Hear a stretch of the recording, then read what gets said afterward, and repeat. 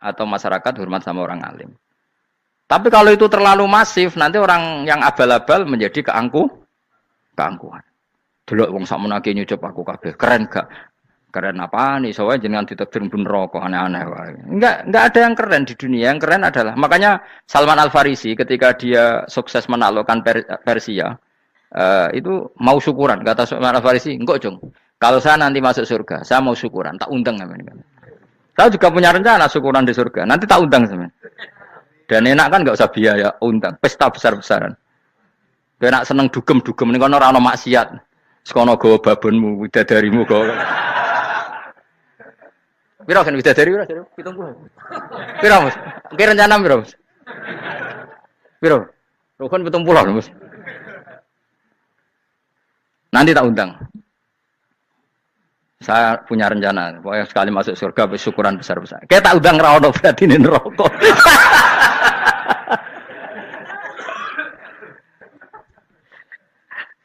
Tapi nek ngundang aku ra ono beda kelas sembrono gitu.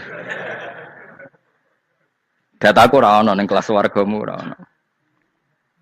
Kata Salman Al Farisi gini, kamu ndak usah muji saya kan dia dipanggil ya Karim, kamu orang terhormat. Kata Salman Al Farisi, in dakhaltul jannah fa ana karim wa in dakhaltun nar fa ana laim. Jadi saking sopannya ashabu Rasulillah itu ada yang dipanggil ya Karim aja ndak mau. Tunggu Cung ya, panggilan itu sematkan saya nanti ketika saya masuk surga. Kalau saya masuk surga fa ana karim, saya berstatus orang mulia.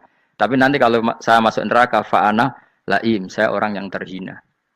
Jadi dulu ashabu Rasulullah seperti itu. Terus ada ulama yang melawan nafsunya macam-macam. Misalnya saya milih jarang ada sowanan, saya dapati senang banyak santri sowan. Tapi bukan karena benci enggak. Karena saya takut sebagai orang yang sangat terhormat. Saya ngaji di mana-mana suka yang enggak usah pakai kursi. Guling-gilingan kalau saya dan kamu setara. Saya sebenarnya bisa aja minta kursi tinggi koyok ketua MK. Banyak kan ngaji nih serapati ngalim tapi gue kursi ning dhuwur, santrine ning ngisor guayane kok wong pinter-pinter. Jebule kitabe maknanan bener konangan. Sing ngrasa apa wong modus. Ya tapi tidak suudzon ya, tapi ya ono tenan wae. Tapi kalau saya cara berpikir sederhana, kita kan sama-sama umatur Rasulillah, ya sudahlah hadin sawa. Lho andai kan kamu sanggup maca kitab ya gentenan ra masalah. Kadang ge maca aku ngrungokno, kadang aku maca enggak apa-apa. Nek ana sing wani. Tapi sekali salah tak lorot. Jadi dulu sahabat itu biasa. Ada yang cara ekspresi tawaduk kayak Wais Al-Qarni enggak mau salaman karena takut dicucuk. Ada yang suka salaman karena mendidik. Banyak cara mereka melawan nafsunya sendiri apa? Melawan apa? Nafsunya. Istri saya itu dari keluarga pondok Jawa Timur. Itu dulu iskal sama saya, janggal karena anak saya kalau mau jajan itu saya tidur pun dibangunkan. Pak bangun, saya minta uang. Itu ya sampai sekarang begitu. Istri saya itu iskal, janggal. Karena janggal kan ada Jawa Timur sopan sekali sama orang tua. Tanya saya. Karena dia keluarga orang terpelajar tanya, kenapa itu dibiarkan? Saya jawab saya. Ya kalau tidak minta saya nanti minta mbak-mbak atau kangkang. Orang yang paling harus ngel-ngelo anak itu orang tuanya. Sehingga yang paling harus diganggu anaknya ya orang tuanya. Sampai sekarang anak saya berani minta mandi saya, gendong saya. Kalau orang tuanya aja gak siap ngel-ngel, lalu apa kata dunia? Kan aneh. Nah, itu ajarannya bapak. Saya dulu bapak Sugeng itu biasa jagoan sama bapak. Ya biasa misalnya saya supak kalau pengen mangan ya, cung tuku. Zaman itu pakai motor, pakai sepeda motor biasa sama bapak kepandangan. Saya sampai sekarang sama anak-anak saya akrab. Karena pikirannya orang tua saya dulu ajarannya yang paling berhak ngel-ngelo anak ya orang tua. Ini kan gak fair. Kita sebagai orang tuanya digugah gak terima, kon ngedusi gak terima, kon nyawi gak terima, orang lain disentak suruh nyawi. Dan orang lain itu pembantu hanya karena kamu gaji. Kamu gaji seberapa? Hubungan anak dengan pembantu itu kan karena uang. Kamu ingin berbasis hubungan hanya karena itu goblok sekali. Hanya istri saya nerima. Jadi ini bukan berarti saya bikin konsep begitu ya. Ini cerita saja. Banyak guru-guru kita termasuk orang tua saya kalau ngajarkan gitu. Tapi ya tentu ada orang yang ngajarkan anak oleh gugah wong tuane pas turu. Ya kalau pas turu ada alternatif ibunya enggak apa-apa. Kalau enggak ada, ibunya juga enggak ada. Terus alternatifnya orang lain kan buruk sekali. Kalau alternatifnya orang apa? Lain. Tapi orang tua kita kadang kesuwen oleh didik adab berlebihan sampai anti ilmu. Ya itu tadi didik adab tapi anti. Ojo gugah wong tuamu, wong turu ojo digugah. Akhirnya nyon sewu minta tonggo, pernah bulik bude yang kadang nyon sewu Mereka sendiri susah kan, nggak punya uang kan terjadi kacau. Demi adab tapi menghilangkan ilmu. Tidak boleh. Nomor satu itu ilmu baru adab. Coba orang paling berat ngelo anak harusnya siapa coba? Orang tua. Jadi mestinya pas kita turut juga ya santai wae. Ini sudah tepat. Nah kecuali ngelama, artinya ngelama itu sudah jajan minta lagi lah itu kan ada ukurannya. Tentu ada apa? Ukurannya. Tapi kalau fi awali marroh jajan hari pertama di hari itu memang jajan pertama kan nggak dolim. Kecuali minta yang ketiga keempat lah itu baru mungkin salah. Akhirnya istri saya nerima konsep ala saya ya sekarang ya menerima. Sampai sekarang saya biasa misalnya habis ngajar dari Sarang atau ngajar dari Kudus baru datang anak saya rewel minta jalan-jalan ya saya turutin. Karena menurut saya yang paling harus kangelan demi anak adalah orang tuanya, bukan orang lain. Padahal saya punya santri loh. Kalau mau keren-kerenan saya punya semuanya. Tapi itu kan gak hukumnya Allah. Keren itu kan hukumnya manusia. Dia santri terus dia ini berhak ngongkon. Itu kan hukumnya manusia. Hukumnya Allah ya gak ada. Hukumnya Allah ya wong tua, be anak-anak be wong tua. Hukum liyane gaweane manusia. Sing penting ku anfusakum wa ahlikum. Nah, ora ono santri kaum barang ora ono. Gaya-gayanane mubalek ini umat saya terus dihitungi. Ku apa-apaanan. Enggak ada dalam Quran yang ada ku anfusakum wa ahlikum nar. Jadi yang penting hubungan orang tua anak. Nah, baru orang lain itu wa ila adin akhahum huda. Ya itu yang kedua ketiga. Tapi ilmu ini sudah banyak yang hilang. Makanya banyak mubalek ngamuk anak. Bocah rasopan. Wah, aku nang jopo ning tinti wong wedi aku. Anakku dhewe rasopan. Lah bapak dhewe rasopan ya. Karena mendahulukan orang lain ngalahkan anak. Ketika anak rasopan dekne gremeng apa? Memangnya dia sopan cara hukumnya Allah dan Rasul. Ketika mendahulukan orang lain itu dalam status hukum Allah dan Rasul dia sudah tidak sopan. Ada dosen ngajar mahasiswanya dengan segala artikulasi terbaik, kemampuan bareng rangno anaknya sampai rasa-rasen. Ya gitulah baca sendiri di buku. Ya gitu. Karena di kampus dapat gaji, nambe anaknya rantuk gaji. Banyak orang mulang ngarepe wong akeh iso tenanan, mulang anaknya ra tenanan. Mereka nak mulang wong akeh diapresiasi, nak mulang anaknya kadang tinggal dolanan kadang. Itu tidak benar, tidak seperti itu Islam mengajarkan. Islam mengajarkan nomor satu ku anfusakum wa ahlikum, jaga diri kamu dan keluarga kamu. Makanya Rasulullah itu ngajari sholat Hasan Husain diajarin sendiri cucunya, diajak ke masjid diajarin. Meskipun jadi beri hak-haknya sebagai seorang anak, numpaki Nabi ya dibiarkan, tapi diajari kebaikan diajarin sendiri. Sampai Said Hasan umur 8 tahun sudah menjadi rawi hadis karena memang diajari sendiri oleh siapa Rasulullah. Kayak apa? Kalau sekarang enggak kiai cilik anak di pasrano candalem terus enggak mau tahu. Juga sidik itu pasrano pembantu. Barang anak akhlaknya kalau bantu ngamuk. Memangnya yang bikin itu siapa? Yang memulai siapa? Nah, hukum-hukum begini itu harus kita mulai tegakkan. Ya kayak dipanggil ya Karim. Kita termuliakan tuh sampai berapa? Banyak kan dulu orang mobil aja dibukakan, dia boleh kecekel KPK. Pas mulia, masya Allah, buka mobil ya orang tahu. Ngerti-ngerti cekel KPK. Kayak sama. Neng dunia disusul-susul sebenarnya rokok kan rugi, bener. Makanya saya ngikuti madzhab Salman Al Farisi. Saya sudah niat syukuran besar-besaran tak jamin, tak undang teman. Tapi daripada saman konangan nggak di situ, mendingan enggak ya. Karena kalau ada undangan nanti kelihatan siapa yang di dalam dan siapa yang di luar. Nggak usah ya. Enggak usah. Nanti takutnya enggak ada di situ malah mari ngenes kula. Kecuali enggak ada di situ, malaikat itu enggak ada Gus di kelas jenengan, tapi mungkin di bawah ada. Alhamdulillah kalau gitu mau beda napa? Kelas. Tapi nak sing sitok ning swarga sitok neraka innalillahi wa inna ilaihi raji'un. Tapi semoga malaikatnya hanya jawab gitu. Enggak ada Gus, kalau di kelas ini enggak ada. Mungkin di bawahnya ada. Tapi nanti pengurusnya agak mau, pengurus warga itu. Enggak bisa ini. Kalau beda kelas, harus pakai visa. Karena lintas apa? Negara. Ya jelas ya. Jadi kata Salman Al Farisi gimana? Jangan panggil saya ya Karim sekarang. Kalau nanti saya masuk surga, fa'ana Karim. Wa in dakhaltun nar fa'ana Laim. Laim itu terhina. Nah kalau semua orang berpikir begitu kan semuanya tawadhu. Semuanya tidak kumoluhur. Ya karena ya dunia ini enggak pernah jelas. Makanya nabi saja berdoa apa ya muqallibal qulub tsabbit qalbi ala dinik. Zat yang membolak-balikkan hati. Karena kayak apa kita mencintai Indonesia? mencintai masyarakat Indonesia. Tapi kayak apa kalau kamu sudah datang ke Singapura, rawang di Singapura dinamis terus gerutu. Orang Indonesia itu pemalas, tidak kayak orang Singapura, dinamis maju. Tapi kan urip di Singapura gak gelem. Tapi di Indonesia men gerutu, orang Indonesia tidak kayak orang Singapura. Cara aku nak ngomong ngono gak usah urip ning Indonesia, kok urip ning Budi. Singapura. Islam Indonesia gak mutu kayak dak di Timur Tengah, jubahan semua gini-gini. Enggak ana wong goblok ra iso ngaji jubahan ya dekne ra trimo. Goblok jubahan. Angel ngadepi wong ku angel. Lah terus kon piye? Sing biasa wae koyo kula jenengan wis biasa. Suwe ngaji-ngaji, wae turu-turu, suwe mangan-mangan wis biasa wae. Dinuna dinul aja. Agama kita, agamanya orang lugu. Yang penting hubungannya dengan Allah spesial bahwa kita yakin hidup kita namun bergantung kepada Allah Subhanahu wa taala dan kita selalu nyifati Allah nikmal maula wa ni'man nasir. Selagi Tuhannya Allah pasti kita ditolong. Apapun kondisi Indonesia, Tuhan kita tetap Allah, tetap ditolong. Kita pernah keluar dari penjajahan Belanda, tragedi PKI, ya apa saja problem kita pernah keluar karena Allah Tuhan kita, nikmal maula wa ni'man nasir. Sudah, iktimatnya sama Allah, jangan pada yang lain.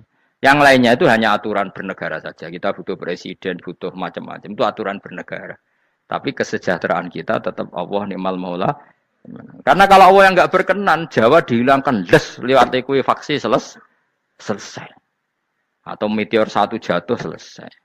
Makanya Allah selalu mensifati dirinya, saya yang memegang langit bumi, saya yang mengatur langit bumi. Beberapa benda langit nggak jatuh ke bumi karena saya, kata Allah. Inna wa yumsikus samawati wal ardo antazula wala inzalata in amsakahuma min ahadim min ba'di. Kalau sistem alam langit itu hancur, semuanya hancur. Tapi kita enggak. Kadang-kadang membayangkan dunia enggak hancur itu kalau kestabilan negara. Negara tak stabil, kalau alam enggak stabil mau apa? Semuanya enggak koruptor, semuanya adil. Tapi diguncang gempa tetap selesai. Diundang faksi tetap selesai. Makanya Allah selalu mengingatkan kita, aamintum manfis sama yakhsifa bihumul ardo fa idza hiya tamur. Kenapa kamu merasa aman di bumi? Bumi ini setiap saat bisa likuifaksi, kata Allah. Karena bumi itu dzatis sode, potensinya pecah. Tapi kalau kita ingat situ kan akhirnya bergantung sama Allah. Sambil bernegara secara benar, bertetangga secara benar. Susahnya apa sih hidup benar? Wong hidup benar itu nikmat. Kalau mboten nate urip susah. Ngerti masalah seling pangeran Gusti, niki wae jenengan ya sudah selesai. Jadi nak tahlilan ojo ngrameni tok, dijiwai nikmal maula. Nikmat itu sebaik-baiknya, nikmat itu sebaik-baiknya. Artinya kita selagi punya Tuhan itu pasti nasib kita ya sebaik-baiknya. Ngomongin imal mola tapi mbek gerutu. Seramutu. Mulane ra dadi wali perkarane ya apa. Jadi wiridane wae tapi ra dijiwai, enggak boleh seperti itu. Tapi lumayan, timbang ya ra wali ra wiridan, malah ra karo-karuan malah. La yuqda alaihim raden putusna sapa alaihim ing atase ahlun nar bil mauti lan mati fayamutu mongko iso dadi mati sapa ahlun nar fayastarihu. Monggo iso istirahat sapa ngake. Jadi ahlun nar ketika disiksa minta mati. Maksudnya mereka minta mati itu tidak merasakan sakit. Tapi nyatanya mereka sudah tidak bisa mati. Berarti disiksa terus terus. Walai khafaf lan ora den ringan napa anhum saking ahlun nar min adzabia saking siksa sinar torfata ene ning sak kedape mri. Kadalika kaya mungkon-mungkon kabeh kama jasinahum. Tegese kaya oleh males ingsun wong akeh nadzi males ingsun kula kafurin ing saben-saben wong sing banget kafire, banget ingkare ning Allah lan nikmat-nikmate Allah. Manane kafir bil ya iklan ya yadzi wa nuni lan nun al maftuhah kados kita tidak yadzi tapi napa nadzi nggih kadalika nadzi kula kafur. Jadi walhasil kemaluan sing ana ning donya, rasa malu dipermalukan ning donya. Iku luwih ringan timbang nanti kita dipermalukan ning mahsyar di depan umum. Jadi misalnya mau kaya ya contoh paling gampang tadi. Kowe hasud mbek wong ning dunya iso mbok sembunyikan, nanti dipermalukan Allah ning akhirat karena kamu duwe rasa hasud. Apalagi kalau ngenteni jatuhe wong soleh, jatuhe wong alim, orang-orang yang berkontribusi terhadap agama iki. Terus kowe hasud mbok arep-arep jatuhe, lha nanti dipermalukan di hari nopo? Kiamat. Itu lebih ngeri kalau kita punya dosa yang kita nanti dipermalukan di hari nopo kiamat. Wasali sute sing kaping 3 iku aya khofain tawa di sapa wong mingki bali setane sanging sisi setan. Ayub tilain to batalo sapa setan amal ing amale wong ai sholihat sing amal saleh. Amal saleh yang kita lakukan lama puluhan tahun. Ya mau misalnya kowe ngurmat yatim puluhan tahun ikhlas, tapi setelah dia jadi dokter atau jadi orang besar ketika lupa kamu terus kowe getun. Getun karena ngamal sama seseorang yang nggak bisa balas jasa, berarti amal kamu itu dibatalkan. Mulane kok ora ana wong alim kecuali cuek karena tadi, tapi kadang masyarakat itu ya angel kandanan. Hampir semua orang alim itu nggak suka kenal santrinya, bukan karena nggak mau, bukan, karena tadi sebetulnya ingin sebar mulang ya wes mulang, karena kalau kenal takutnya itu memanajemen atau ngatur-ngatur. Engko akhirnya terus kena gak dituruti seakan-akan wong ngaji ini mbak aku kok gak nuruti aku. Sehingga banyak orang alim yang milih cuek-cuek itu. Yang ditakdir kenal ya kenal, yang ndak itu sebetulnya hanya untuk menjaga ikhlas ben tidak selalu mengatur-ngatur. Kena ngatur-ngatur ujung-ujungnya itu hadun nafsi. Hadun nafsi bisa membatalkan amalnya dia mulangnya itu tadi. Yang masyhur banyak orang alim yang nggak mau ditemuin muridnya, bahkan Sufyan Ats-Tsauri itu masyhur, yang boleh sowan saya harus yang nggak pernah ngaji saya, yang boleh ketemu saya yang tidak ada urusan ngaji dengan saya, karena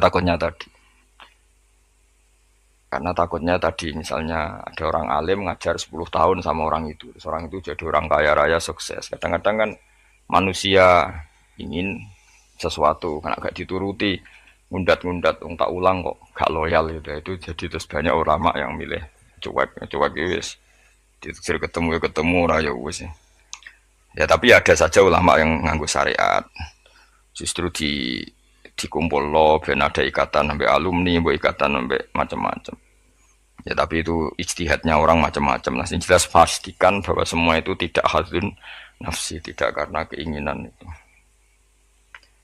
memang berat, apa ya, aturan-aturan menjaga ikhlas itu berat. Yang jelas saya pastikan nak ono wong gawe perkumpulan grup alumni ngaji itu alumni apa saja asal ndak nafsu gak apa-apa. Tapi kalau kira-kira itu nafsu ya ndak usah diteruskan, karena nanti takutnya barang yang kita lakoni, misalnya kalau kulo bejenengan kan ngaji Jalalain Amam, saya tentu suka nggak kenal kalau nuruti, karena itu lebih aman secara ikhlas. Tapi kalau terlalu begitu nanti takutnya nggak ada silaturahim, nggak ada penguatan agama Allah, karena nggak ada muasalah, nggak ada sambung menyambung. Itu kan setan itu kan di sisi muasalah ya kamu diganggu, karena nanti bisa memanajemen kalau nggak tersinggung. Itu juga setan. Tapi kalau terlalu tertutup memutuskan diri, mungkin selamat ikhlas karena tidak apa ya, tidak berharap dari mereka. Tapi resikonya ada beberapa santri kita yang nggak pede ngiyai karena nggak sambung dengan kiainya, atau nggak pede ngiyai karena nggak kenal kiai indukannya, karena takut hukum raiso dan ilmu pas-pasan. Itu kan repot, dan itu harus dikelola secara ikhlas. Saya punya sekian santri yang di Papua di mana-mana. Kalau nggak sambung saya nggak berani, takutnya kalau ada pertanyaan hukum dia tidak bisa jawab. Ada orang-orang yang sebaiknya kita tidak sambung karena tipikalnya memang nggak suka sambung. Mungkin dia wataknya pemalu, atau wataknya tertutup, kita kan tidak pernah tahu-tahu watak. Ya kalau maslahatnya putus ya putus, tapi jangan putus hubungan hati. Tapi dia tipikalnya orang yang nggak suka kumpul. Cara Jawa itu isinan. Kan orang itu kan macam-macam. Yang penting semuanya jangan karena hafsun nafsi. Itu eleng-elengnya. Terus makanya Sufyan Ats-Tsauri masyhur. Soalnya muridnya itu muah tenan. Karena dia takut kemudian menuntut haknya sebagai guru. Nah, korek sab'ah yang terkenal Sayyid Hamzah Az-Zayyad itu dia pernah ada orang sowan, ya Hamzah saya ini punya utang banyak, tolong bilang sama Muhyiddin jenengan yang kaya supaya mensyafaati saya. Jawab Hamzah, saya minta air putih sama santri saya aja nggak pernah, menyuruh santri saya supaya melayani saya saja saya tidak pernah. Karena takut itu saya mengkonversi mulang saya menjadi loyalnya santri-santri, dan itu menjadikan amal dunia. Itu orang dulu itu macam-macam menjaga ikhlasan sampai se ekstrim itu. Ya tentu tidak semua ulama seperti itu. Ada ulama yang suka ngongkon santri karena biar dapat barokahnya khidmah. Ada ulama yang suka minta tolong santri supaya mereka terbiasa khidmah. Itu kan istihad. Yang penting pastikan diri kamu tidak ada hadzun nafsi. Itu semuanya motifnya itu nafsu, itu jangan. Karena tadi kalau kamu terlalu tertutup, terlalu terputus, nanti nggak ada kekuatan Islam dalam hal silaturahim. Makanya dari Imam Ghazali ya tidak semua ulama kayak Hamzah Az-Zayyad, tidak semua ulama kayak Sufyan Ats-Tsauri. Tapi juga kamu jangan terlalu manajemen. Kira kuwabe umat mbok anggap aset. Akhir rombongan umroh spiro umat sak menagi terus dihitung. Terus itu kan ya terus repot semuanya diasetkan, apa? Semuanya diasetkan. Itu ya bahaya betul itu. Bukan bahaya pada dirinya dia, tapi juga bahaya bagi kelangsungan agama karena semuanya jadi materi, jadi aset, jadi itu. Ya sudah kita ngikuti aturannya Allah dan Rasul. Ya nak cara kula paling gampang ya wis alami wae alami nak sing ditakdir Allah kenal ben kenal ora ya wis penting wis buen ngono kabeh wis. Ya sudah darhum sudah sementing tadi ikhlas. Cek kamu memilih tidak kenal ya yang niat ikhlas, milih kenal yang niatnya ikhlas. Semuanya semua itu tidak hadun nafsi. Yang jelas paling parah itu Sufyan Ats-Tsauri, masyhur. Saking masyhurnya sampai beliau tahu kecemplung sumur neng Arab itu kan sumurnya ya mesti ini rapati jeru sumur. Kemudian padahal dia gurunya Imam Syafi'i, gurunya ulama-ulama top. Siapa yang nggak kenal Sufyan Ats-Tsauri? Setiap ada yang menolong, kamu pernah ngaji saya ya pernah. Siapa sih yang kawasan sini yang nggak pernah ngaji jenengan? Semuanya mau ditulung. Mereka khawatir nulungnya mereka itu sebagai imbalan tahu ngaji. Akhirnya orang muridnya sing pinter ya rada kurang ajar tapi pinter. Golek wong bedui sing ora tau ngaji, mergo ditulung sapa ora gelem. Akhirnya orang bedui ya rada jakali iku lho wong kecemplung sumur tulu bedui rono. Kamu ngaji ya, ambek kowe ora kenal ngaji-ngaji opo. Aja terus gelem ditulung mbek bedui. Mergo ora tau apa. Berarti wong iku nulung ya ikhlas mergo ngerti ana kecemplung ditulung. Sufyan Ats-Tsauri ya gak perlu jadi kompensasi. Tahu ngaji sampai segitunya untuk paling ekstrim dalam bab itu tuh Sufyan Ats-Tsauri. Tapi wong ya keramat. Hamzah Az-Zayyat itu termasuk korek sabah dengan di antara qura sabah ada namanya Hamzah itu ya keramat. Kiai kok kakean manajemen santri niku serang arah keramat. Ya, tapi yo rapopo tapi serapati keramat. Ya karena tadi apa ya? Tetap lama-lama itu jadi hadun nafsi. Misalnya kiai ini di biro umroh terus anak buahnya santri ini juga umroh lewat travel ya rodok piye terus kamangane ra enak. Tapi ya ndak salah, tentu ya sah saja karena santri ini ya kurang ajar juga wong karuan kiai ini di biro kok daftar biro liya kiai ini sama santrinya ya kacau juga.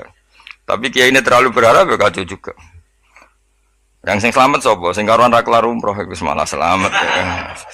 Sing diri apa nih bocah ra kena ora ngono manfaate lah kemana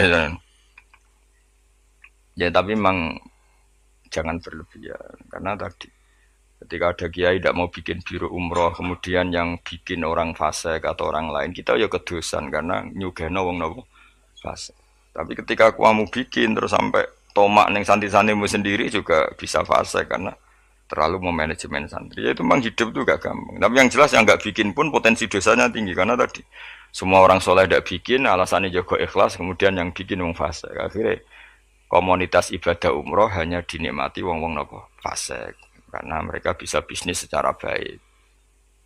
Tapi nak sing melakukan untuk orang soleh kan ya bagus karena yang labanya untuk orang soleh, kemudian manfaat untuk pondok, untuk umat. Yang jelas gak gampang lah ngelola kebaikan gak gampang, tapi semua itu bil ilmi harus ada ilmunya. Mungkin suatu saat aku ke biro umroh. Pertama sing umroh kue ceblok nang Pakistan mending. Pakistan mending India utawa Temangsang nang Singapura. Bareng wis komplain lagi terlantar ngene komplain kue terlantar ning pasar mbarno. Tak kok ning kono Pulau Karimun ta, Pulau Nyamuk. Gus lha umroh kok tok kene penebusan dosa sik lagi ning Mekah. Nah, nak gelem ya tak gawe saiki. Tak kok Pulau Nyamuk sik engko apa? Beristighfar cokoti nyamuk dosa milang. Nek kita irung ilang ya tak terusno engko terus lagi. Kulo paling wedi nggih manajemen angel, ngaji itu angel. Tapi siapapun itu anut umume ulama. Setahu saya guru-guru kita ku ya ana sing gawe warung, ana sing duwe toko karena tadi nak santri blonjo ning liyane ya sakake kiaimu. Tapi kalau terlalu berharap ya sakake santri itu kan enggak gampang memanajemen. Begitu juga umroh ya gitu, haji ya gitu semuanya. Makanya Rasulullah itu unik. Rasulullah itu di banyak hal juga kelihatan enggak apa-apa enggak kenal sahabat. Karena ya mungkin Nabi ingin semua orang punya dunia sendiri-sendiri gitu. Tapi kadang kelihatan tanya-tanya sahabat yang nggak hadir ditanyakan, yang nggak kelihatan ditanyakan. Ada yang nggak ditanyakan karena tadi tipikal orang tuh macam-macam. Ada yang suka ditanya, ada yang suka enggak. Allah bikin watak manusia kan beda-beda. Ono sing wong sowan kiai malah ngel-ngelo kiai. Saking sopane mlungker terus nak gak ditakoki gak omong. Malah bingung lho kiai ini maksudnya ku piye sowan mau mlungker tok terus. Ono sing sowan niku saking ramahe menomong nganti kiai ini ra keduman ngomong. Oh jenenge wong akeh, ngono. Wong akeh. Ya sing barno semacam-macam dunya. Malah ngel-ngel wong semua terus piye kiye ini bukan piye. Dikandani ora roh maksude ku piye. Ditakoki yo keselen takok. Mau jawab sitok